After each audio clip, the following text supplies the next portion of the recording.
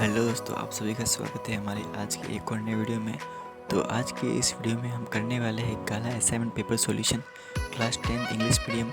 Subject है हमारा English first language, paper number 3 का सेक्शन सी।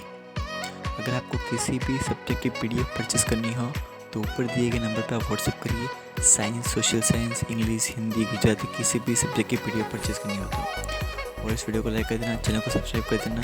और अगर आपने अभी तक हमारे टेलीग्राम चैनल ज्वाइन नहीं किया है तो टेलीग्राम चैनल ज्वाइन कर लेना, उसकी लिंक आपको डिस्क्रिप्शन में मिल जाएगी। तो चलिए वीडियो को शुरू करते हैं।